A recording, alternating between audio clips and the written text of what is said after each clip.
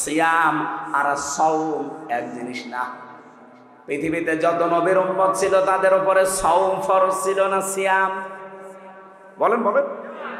কুতিবা আলাইকুমুস সিয়াম, তোমাদের উপরে রোজা ফরজ করে দিলাম, লিখে দিলাম। কামা কুতিবা আলাল্লাযীনা মিন ক্বাবলিকুম, তোমাদের পূর্বে যারা ছিল তাদের উপরে এই সিয়াম কি ছিল? বলেন বলেন।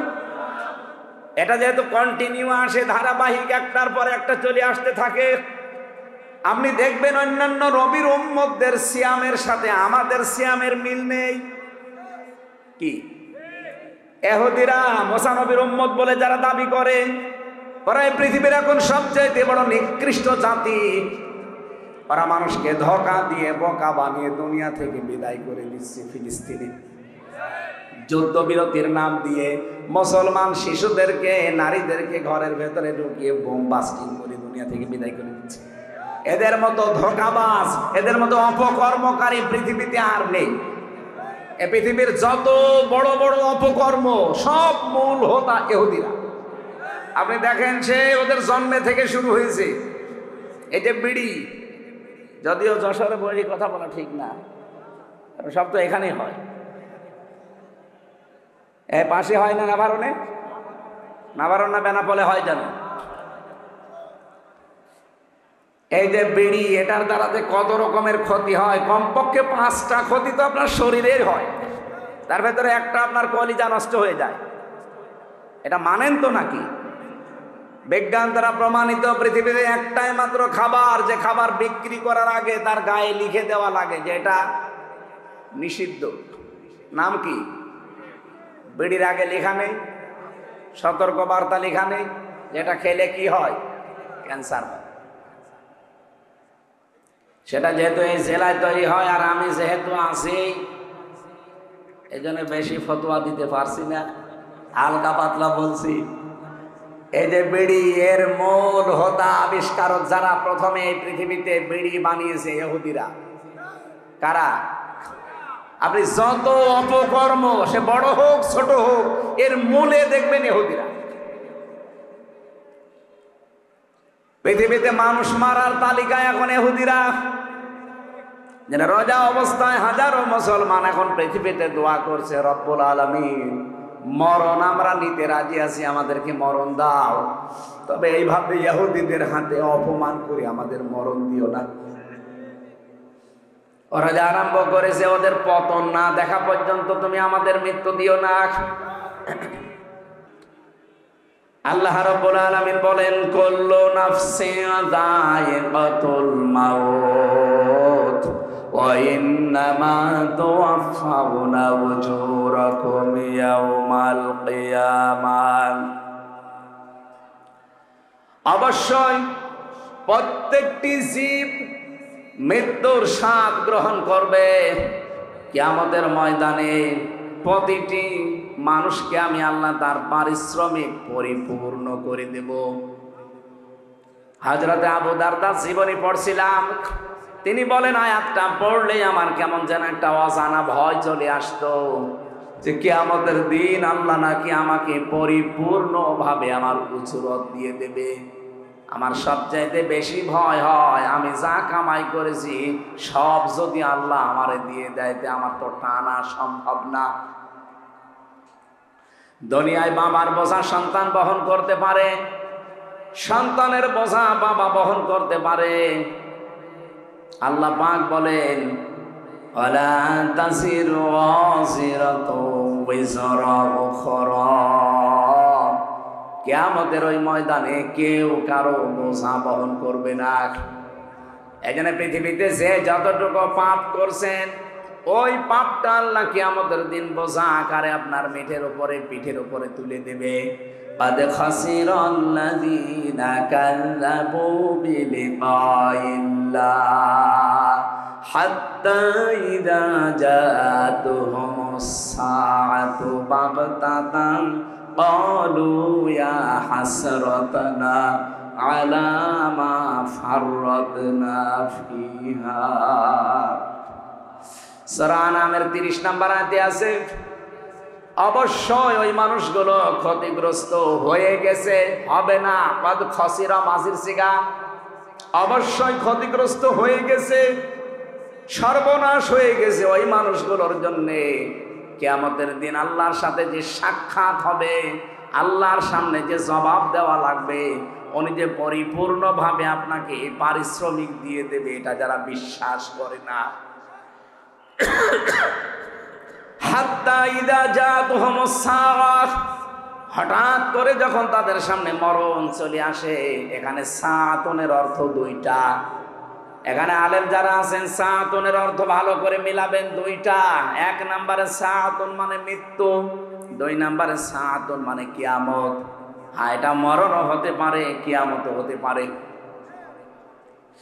মরণের পরে বা কিয়ামতের পরে ময়দানে মাহশারে এই মানুষগুলোর সামনে যখন আমল নামাটা আল্লাহর সামনে তুলে ধরবার পাপের বোঝাটা, হঠাৎ ওই মানুষগুলো আল্লাহকে বলবে, ক্বালু ইয়া হাসরাতানা, আফসোস আলা মা ফাররাতনা ফিহা, পূর্বে যা পাঠিয়ে রেখেছিলাম ওইটার দিকে তাকাবে আর আফসোস করবে, আমি কেন পাঠালাম এইটা। এতটুকু আল্লাহ যদি শেষ করে দিতেন আমি আয়াতটাই পড়তাম না। এর পরের শব্দটা আমাদের জন্য, অহুম ইয়াহমিলুনা আওসারহুম আলা দুহুরিহিম আলা সামা ইয়াজিরুন। রব্বুল আলামিন বলেন, অ মানে এবং হম মানে তারা, ইয়াহমিলুন এটা হামালা, ইয়াহমিলু মানে বহন করা। এটা মজারে বর্তমান ভবিষ্যৎ প্রেজেন্ট ফিউচার। ঝাড়ের বহু বচন ঝাড়, জুহুর মানে পিঠ, হম মানে তাদের। আল্লাহ বলেন কিয়ামতের ওই কঠিন ময়দানে যখন তার পিঠের ওপরে তার পাপের বোঝা সমূহ চাপিয়ে দেব। এদিকে খেয়াল করে, আল্লাহ কিন্তু ঝাড় দেননি, আও ঝাড় দিয়েছেন। প্রশ্ন আসতে পারে, আমি এখন 33 বছর বয়সের মালিক। কত? আমার এই 33 বছর বয়সে আমি যত অপরাধ করেছি, একটা বান্ডিল বেঁধে বোঝা আকারে আমার পেটের ওপরে তুলে দিলে এটা ঝাড় হয় 1 বছর। দাও ঝাড় দিলেন কেন?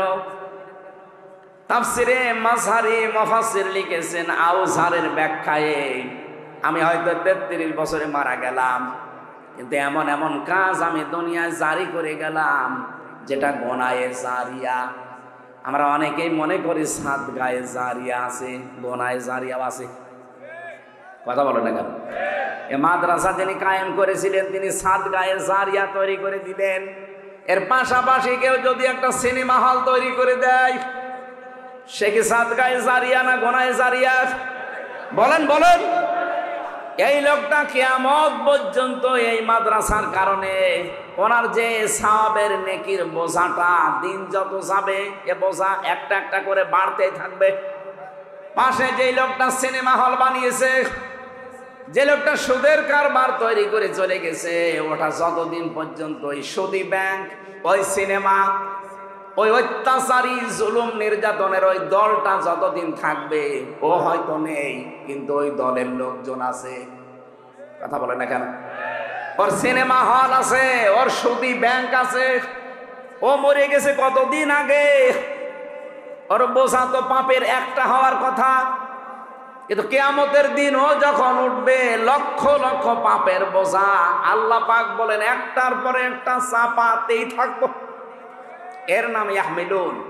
শুধু এখন না, বর্তমান ভবিষ্যৎ, ভবিষ্যৎ বলতে কিয়ামত পর্যন্ত। এজন্য আমার এই 33 বয়সে আমি এমন কিছু কথা, এমন কিছু কাজ, এমন কোনো কিছু আঞ্জাম যেন দিয়ে না যায়। আমার একটা বোঝাই তো আমি পারি না, এখন আবার বোঝার পরে বোঝা তৈরি হতে আছে। আল্লাহ রাব্বুল আলামিন বলেন কিয়ামতের দিন যখন এই লোকটা বোঝা বহন করে নিয়ে যাবে, একটার পরে একটা চাপাতে থাকবো। আলা সামা ইয়াজিরুন, ফেরেশতারা দেখে বলবে কত নিকৃষ্ট বোঝা এই লোকটা বহন করে নিয়ে যাচ্ছে। বলেন নাউজুবিল্লাহ। আজকে হয়তো একজনকে হত্যা করে রাস্তা দিয়ে গেলে আপনাকে মানুষ খুনি বলে তাড়া দেবে, ধর্ষণ করে গেলে ধর্ষক বলে তাড়া দেবে। এখন কি এমনকি বাংলাদেশে এখন যে পজিশন, ধর্ষণ করে যদি আপনি জেলে যান আর আপনার পক্ষে যদি কোনো উকিলও দাঁড়ায়, জনগণ সে উকিলকেও পিটিয়ে মেরে ফেলবে। হ্যাঁ, এই যে আয়শা নাকি না, আসিয়া, এই মেয়েটাকে যারা ধর্ষণ করেছিল, ওই ধর্ষকদের পক্ষে যে উকিল দাঁড়িয়েছে, ওই উকিল পর্যন্ত পিটানি খেয়েছে। এই লোকটা ধর্ষক, আপনি ওর পক্ষে দাঁড়ালেন কেন? ওকালতি করার জন্য। এই জন্য উকিলও মার খায়। কিয়ামতের দিন আপনি পাপের বোঝা বহন করে যখন নিয়ে যাবেন, ধর্ষককে দেখলে মানুষ ধর্ষক যাচ্ছে যেমন তাড়া দেয়, খনিকে দেখলে খনি যাচ্ছে তাড়া দেয়, চোর দেখলে চোর যাচ্ছে তাড়া দেয়, ছিনতাইকারী দেখলে বলে ছিনতাইকারী যাচ্ছে তাড়া দেয়।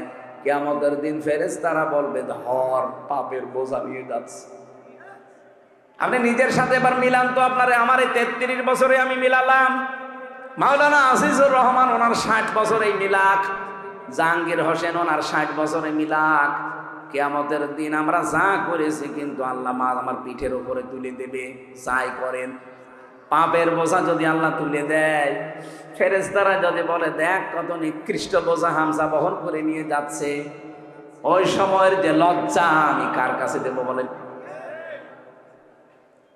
ওই লজ্জা যেন না লাগে সেই সময় এখনো সূর্য পশ্চিম দিকে ওঠে নাই, এখন আমার মরণের গড়গড়ানি শুরু হয়নি, সুতরাং পরিবর্তন হওয়ার সুযোগ নেই। বলেন এক্ষুনি সময় পাল্টান। শয়তান তো বাধা আছে, শয়তান তো আপনাকে ধোঁকা দিতে পারবে না, বাধা নেই।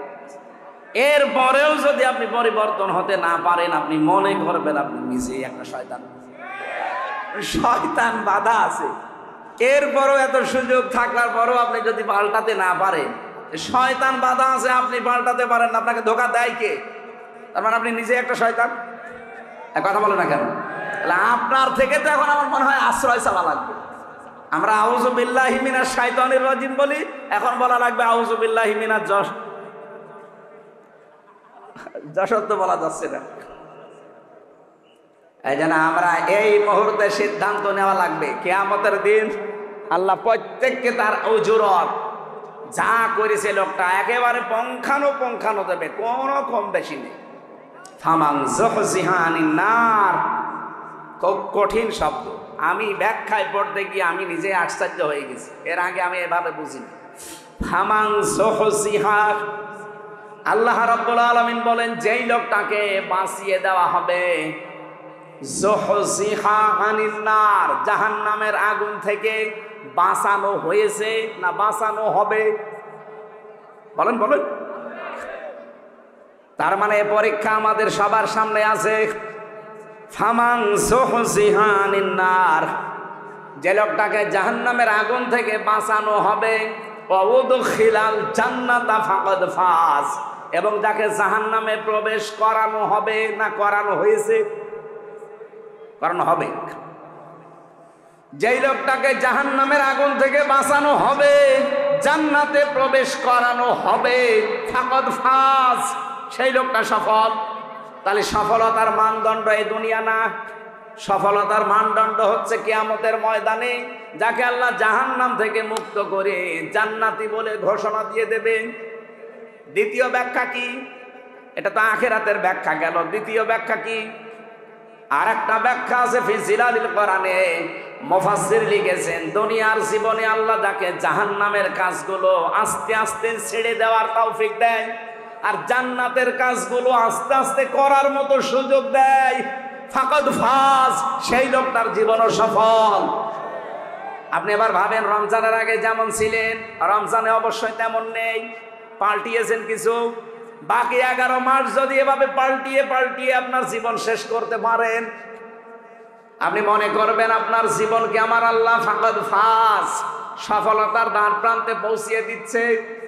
আর যদি মনে করেন না আগে 2টা বিড়ি খাতাম, এখন রোজার পরে 4টা করে খাচ্ছি, তাহলে মনে করবেন আমি জান্নাতের থেকে আস্তে আস্তে জাহান্নামের দিকে এগিয়ে যাচ্ছি।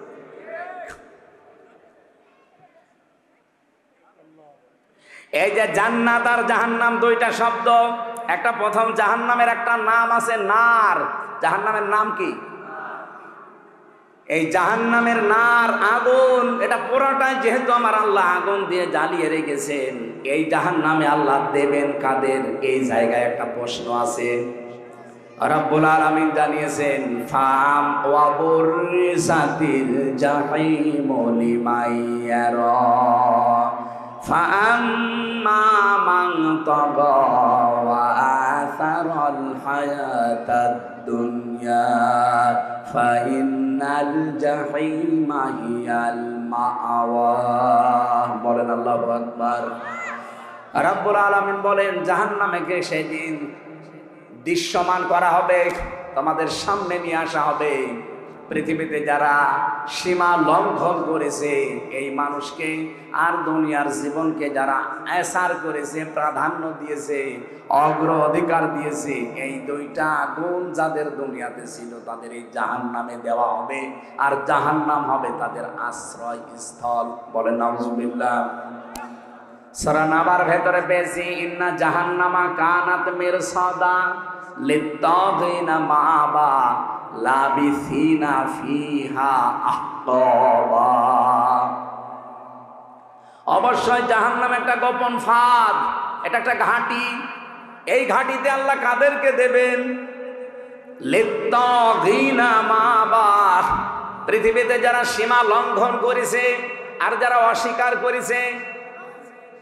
নবীজি বললেন কুল্লু উম্মতি ইয়াদখুলুনাল জান্নাহ, আমার প্রতিটি উম্মত নারী হোক আর পুরুষ হোক প্রত্যেকেই জান্নাতে যাবে। ইল্লা মান আবা, শুধু যারা আবা তাদেরকে জান্নাত আল্লাহ দেবেন না। সাহাবী বললেন হে রাসূল আবা কারা? কিলা ইয়া রাসূলুল্লাহ মান ইয়া আবা। আবা কি জিনিস? নবীজি বললেন মানা তাআনি দাখালাল জান্নাহ ওয়া মান আসানি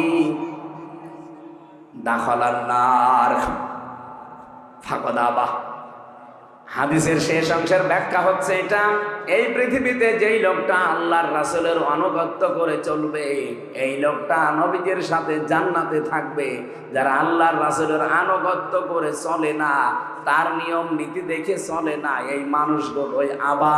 আর আবা যারা, অস্বীকারী যারা, এই মানুষগুলো জাহান্নামী। বলেন নাউজুবিল্লাহ। আমাদের শিক্ষা এখান থেকে আমরা আবার আবা হয়ে যাচ্ছে না তো? কুল্লু উম্মতি ইয়াদখুলুনাল জান্নাহ, নবীজির প্রতিটি উম্মতি জান্নাতে যাবে, শুধু আবা ছাড়া। আর জাহান্নামে যাওয়ার যে গুণগুলো শুনলাম তার ভেতরে অন্যতম একটা গুণ, তারা আবা হবে। আবা মানে অস্বীকারী। কি অস্বীকার করে? সত্যকে সত্য জানার পরেও যারা অস্বীকার করে, এই মানুষগুলো হচ্ছে নবীজির ভাষায় আবা। আর জাহান্নামের বর্ণনাতে দেখি আমার আল্লাহ এটাই জানিয়েছেন লিত্তাগিনা মাআবা। পৃথিবীতে যেই মানুষগুলো সীমা লঙ্ঘন করেছে আল্লাহর, দুনিয়াতে যারা অস্বীকার করেছে আল্লাহর বিধানকে, লাবিসিনা ফিহা আহকাবা, চিরস্থায়ী ভাবে এই মানুষগুলো জাহান্নামের এই ঘাটির ভেতরে পৌঁছতে থাকবে। ও যশোরবাসী, জাহান্নামে যাওয়ার এখানে আমরা দুইটা গুণ কিন্তু পেয়েছি অলরেডি। নারী হোক আর পুরুষ হোক, আমরা তো যা দেখতে পাই অধিকাংশ আমরা এই দুই গুণের ভেতরে আছি। এক নম্বরে আমরা সীমা লঙ্ঘন করছি খুব বেশি। এই রমজানুল মোবারক অনেকের সীমা লঙ্ঘন থামেনি। প্রতিটি জিনিসের একটা বর্ডার আছে। এই যে যশোরের বেনাপোল বর্ডার না, এ বর্ডার পার হতে হলে আপনাকে অবশ্যই পাসপোর্ট এবং ভিসা থাকা লাগবে। এমনি পার হয়ে যান, বিএসএফ গুলি করে মেরে ফেলবে। আল্লাহ পাক বলেন আমার একটা বর্ডার আছে। আমার বর্ডার, বাংলাদেশে প্রায় বর্ডার আছে 22টা। এই তার ভেতরে বেনাপোল একটা, আর আল্লাহর বর্ডার 23টা। কয়টা? 8টা। না না, আল্লাহর বর্ডার একটা কে বলেছে আপনাকে? আল্লাহর বর্ডার 500টা। কোরআনে আল্লাহ বর্ডার দিয়েছেন 500। কয়শো? রমজানুল মোবারকে আমার আল্লাহর বর্ডার কি? শুধু না খেয়ে থাকলে যদি আপনার রোজা হয়ে যেত, আমি যে হাদিস পড়েছিলাম এবার আলেমদেরকে বলছি, নবীজি কিন্তু আসিয়ামু আজিজি বিহি দেননি, দিয়েছেন কি আসসাওমু লি ওয়া আনা আজিজি বিহি। সিয়াম আর সাওমের ভেতর পার্থক্য কি? সিয়াম হচ্ছে ধারাবাহিক, কন্টিনিউ, একটার পর একটা আসবে। আর সাওম কিন্তু শুধুমাত্র ধারাবাহিকভাবে আসবে না, এটা পালন করে আপনাকে হক আদায় করে ওই মানে যেতে হবে। এই জন্য অন্যান্য নবীর উম্মতদের উপরে সিয়াম ফরজ ছিল। কি ছিল? আমার এই কথাটা সবাই হয়তো বুঝবেন না, এখানে বোঝার মতো কিছু মানুষ আছে, তাদের জন্য এটা আলাদা বলছি। সিয়াম আর সাওম এক জিনিস না। পৃথিবীতে যত নবীর উম্মত ছিল তাদের উপরে সাওম ফরজ ছিল না সিয়াম? বলেন বলেন। কুতিবা আলাইকুমুস সিয়াম, তোমাদের উপরে রোজা ফরজ করে দিলাম, লিখে দিলাম। কামা কুতিবা আলাল্লাযীনা মিন ক্বাবলিকুম, তোমাদের পূর্বে যারা ছিল তাদের উপরে ওই সিয়াম কি ছিল? বলেন বলেন।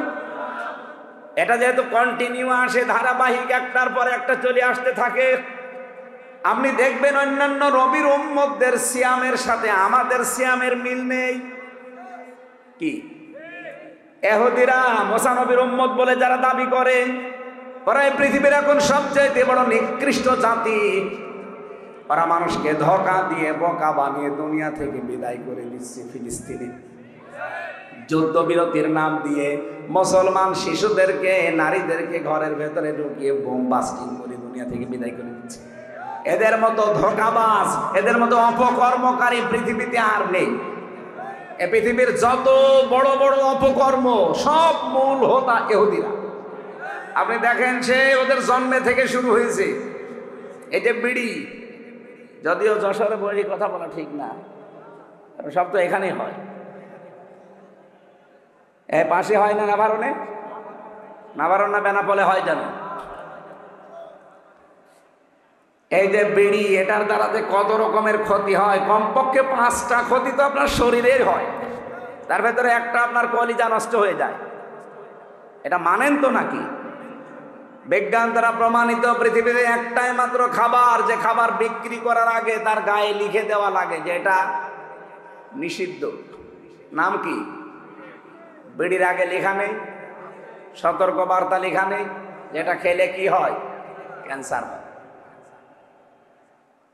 সেটা যেহেতু এই জেলায় তৈরি হয়, আর আমি যেহেতু আছি, এই জন্য বেশি ফতোয়া দিতে পারছি না, হালকা পাতলা বলছি। এই যে বিড়ি, এর মূল হোতা আবিষ্কারক যারা প্রথমে এই পৃথিবীতে বিড়ি বানিয়েছে, ইহুদিরা। কারা? আপনি যত অপকর্ম, সে বড় হোক ছোট হোক, এর মূলে দেখবেন ইহুদিরা। পৃথিবীতে মানুষ মারার তালিকায় এখন ইহুদিরা। যেন রোজা অবস্থায় হাজারো মুসলমান এখন পৃথিবীতে দোয়া করছে, রব্বুল আলামিন মরণ আমরা নিতে রাজি আছি, আমাদেরকে মরণ দাও, তবে এইভাবে ইহুদিদের হাতে অপমান করে আমাদের মরণ দিও না। ওরা যা আরম্ভ করেছে, ওদের পতন না দেখা পর্যন্ত তুমি আমাদের মৃত্যু দিও না। পৃথিবীর নিকৃষ্ট জাতি ইহুদি, অভিশপ্ত জাতি ইহুদি, আল্লাহর ভাষায় গায়রিল মাগদুবি আলাইহিম ওয়ালাদ-দাল্লিন। এই জাতিরাও রোজা রাখে, কিন্তু ওরা সেহরি করে না। খ্রিস্টানরাও রোজা রাখে, ইফতারি করে না। মুশরিক যারা আমাদের এই দাদা বাবু হিন্দুরা, ওরাও রোজা রাখে, কিন্তু ওরা উপবাস থাকে, সেহরিও করে না, ইফতারিও করে না। এর আগে যত নবীর উম্মত দেখবেন, আমি প্রায় 70টা লিখেছি এখানে। হযরতে মরিয়ম আলাইহিস সালাম, তিনি রোজা রেখেছিলেন, তার রোজার ধরন ছিল আমাদের মতো না। আল্লাহ পাক সূরা মরিয়মের ভেতরে দিয়েছিলেন, তিনি রোজা রাখা অবস্থায় সব খেতে পারতেন, সব পান করতে পারতেন, কিন্তু কথা বলতে পারতেন না। তাহলে মরিয়ম, ওনাদের রোজা কি? কথা বলা যাবে না, তাছাড়া সব করা যাবে। কি কথা বলে না কেন? খ্রিস্টানদের, ইহুদিদের, মুশরিকদের রোজা দেখলেন, কিন্তু আমাদের রোজা কি ওই রকম? আমাদের রোজায় সেহরি আছে, ইফতারি আছে, এবং 4টা জিনিস আছে। কয়টা? বলেন বলেন। এই জন্য এর নাম সিয়াম না, এর নাম সাওম। নবীজির হাদিস, এটা হাদিসে কুদসি, আস-সাওমু লি রোজা আমার জন্য, ওয়ানা আজিজি বিহি ওয়ানা উজজা বিহি, আমি নিজে পুরস্কার দেব অথবা আমি নিজেই তার পুরস্কার হয়ে যাব। তাহলে সাওমের কয়টা ব্যাখ্যা বলছি আমি? 4টা। 1 নম্বরে খাবার থেকে, 2 নম্বরে পানীয় থেকে, 3 নম্বরে স্ত্রী সহবাস থেকে, 4 নম্বরে হারাম যত কাজ আছে সব কাজ থেকে আপনাকে বিরত থেকে আল্লাহকে দেখানো লাগবে, এর নাম রোজা। অন্যান্য নবীর উম্মতের উপরে কি ফরজ ছিল? সিয়াম। বলেন বলেন।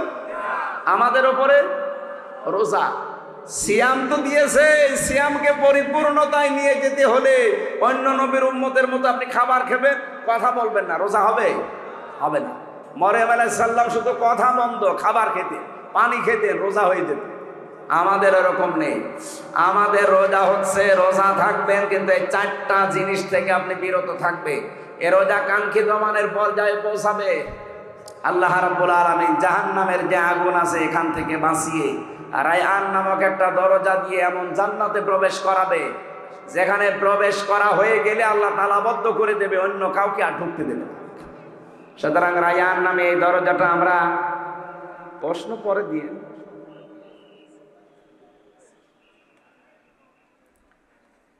এতক্ষণে না কি করেন কি, এতক্ষণও যদি না করে থাকে, আর আমি পারি না তো ওইটা। আয়াত কি এখন শেষ করবো না, এই পর্যন্ত থাকবে? হ্যাঁ, শেষ করে দেব। বলতে তো আমিও চাই আমার হায়াতুদ দুনিয়া ইল্লা মাতাউল গুরুর আছে। আমিও বলতে যাচ্ছি যে চিঠি দিচ্ছে বারবার, কি করব? এই চিঠিটা পরে হবে না, আগে আগে হবে, আগে হবে, এটা তারপরে ওয়াজ হবে। 5 মিনিট আপনাদের যার কাছে যা ছিল, রমজানে আপনারা মাওলানা রবিউল বলছিল না 1 টাকা 70 টাকা, সুতরাং 1 টাকা থাকলেও আনতে অন্তত অন্য মাসের তুলনায় 70 টাকা দিয়ে যান। যারা যাচ্ছে এই 5 মিনিট দেন, 5 মিনিট দেন, তারপরে দেন। এগুলো আমাদের করাবেন না, আমি জানি না এসব। কালেকশনের মাহফিলে আমার নিয়ে আসবেন না। এই যান তো, কই এর লোক কই, একটু তাড়াতাড়ি করেন। আপনাদের এই সারসা, এরপরে কোথায় যেন স্যার আর মাহফিল আছে আর একটা, হ্যাঁ 6 তারিখে না 5 তারিখে আছে, 8 তারিখে কোন সারসা আছে, বসতপুর সারসা, এখানে 8 তারিখে একটা মাহফিল আছে স্যারের, আমরা ওখানে থাকবো। আসলে আলোচনার ভেতর ডিস্টার্ব হয়ে গেল। আমি তো গতানুগতিক কথা বলছি, আমি গবেষণা করে কথা বলি, কথা বলতে বলতে তো ভুলে যাচ্ছি, কিভাবে বলবো?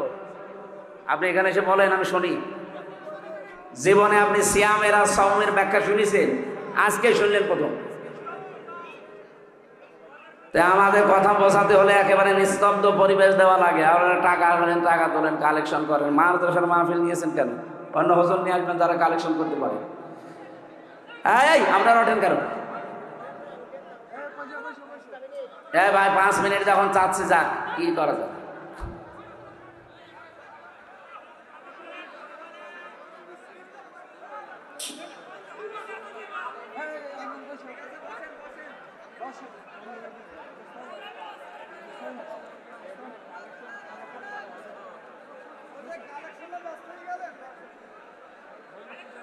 এই মাদ্রাসার জন্য দাদা আমি জীবনও এটা তো বলতামও না, আমি এটা পারিও না।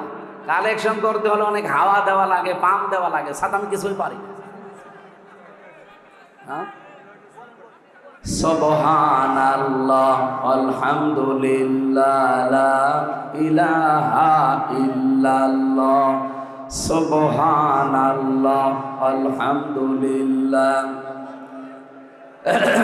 লা ইলাহা ইল্লাল্লাহ মুহাম্মাদুর। এই দাদা বসেন বসেন। আপনার দাদার বয়স এখনো হয়নি, কিন্তু দাড়ি নেই তো, এই জন্য মনে করছে মনে হয় অন্য ধর্মের লোক। আপনার দাড়ি রাখবেন ভাই, বয়স তো আমার বাবার মতো মনে হচ্ছে। দাড়ি রাখেন না কেন? দাড়ি রেখে দেবেন, সুন্নত নবীজির এটা। যারা দাড়ি কাটেন তারা তো 24 ঘন্টায় গোনাতে আছে, নবীজির গলায় ছুরি দেওয়ার মতো গোনা হয়। এই জন্য এটা যারা রাখেননি আপনারা রেখে দেবেন। আমরা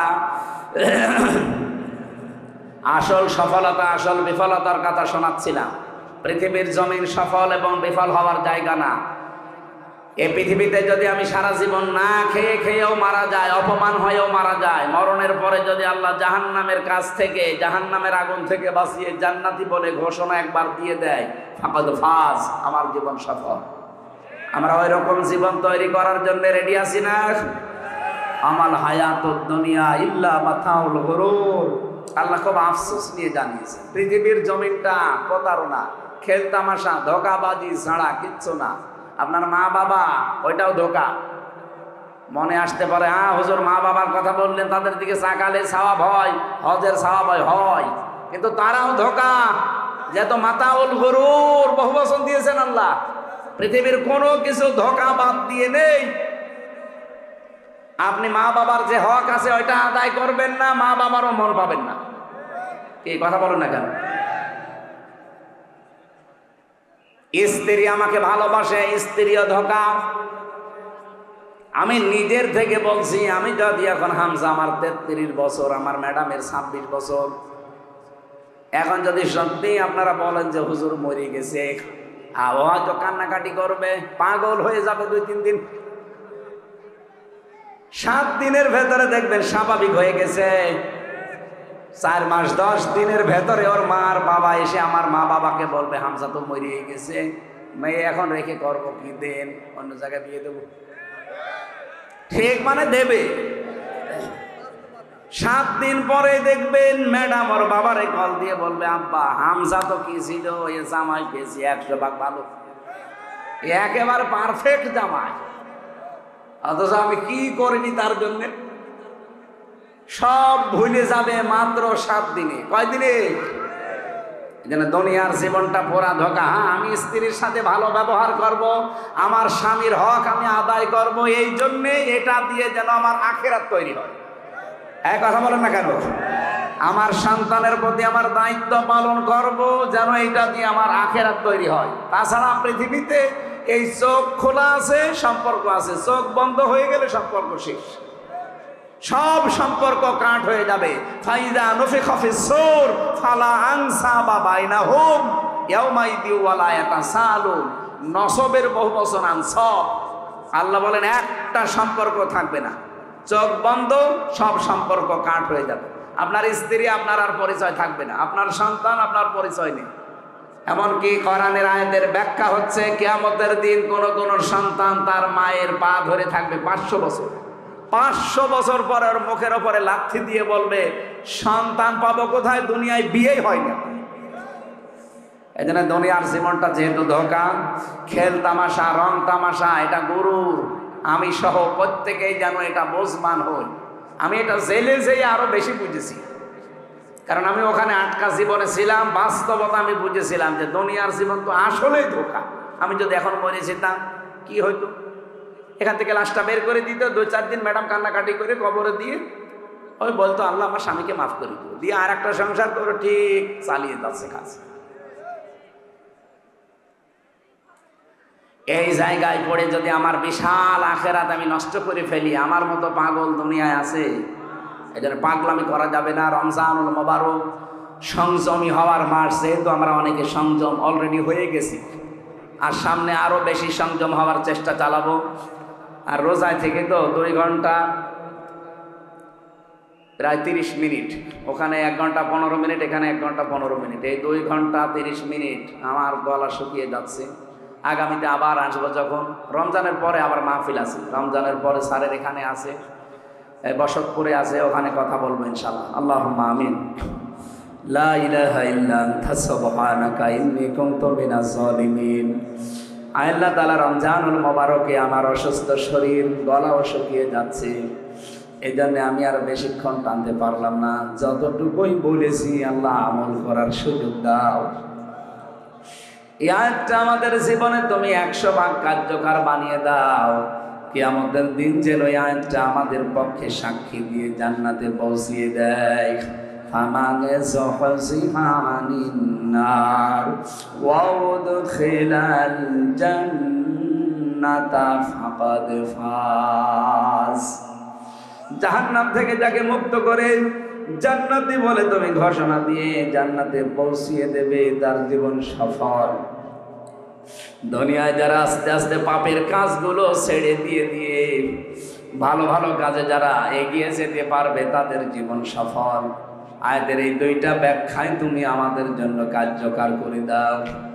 সম্মানিত মা বোনেরা যারা পর্দার আড়ালে বসে আছে, এদেরকে তুমি খাদিজার মতো, আয়েশার মতো বানিয়ে দাও। কত মানুষ অসুস্থ, আল্লাহ তুমি শেফায়ে কামিলা আজেলা নসিব করে দাও। যে পরিবারে শান্তি নেই, মেয়েদেরকে তুমি শান্তি দান করো। যারা অসুস্থ, অনেকে এমন রোগ আছে মানুষের কাছে বলাও যায় না, আল্লাহ আমাদের রোগগুলো তুমি শেফা দিয়ে দাও। সন্তানাদি যাদের দিয়েছো আল্লাহ মানুষের মতো মানুষ বানাও। দুনিয়ার জীবনের সফর শেষ করলে তারা যেন দোয়া করে, রব্বির হামহুমা কামা রব্বায়ানি সাগীরা।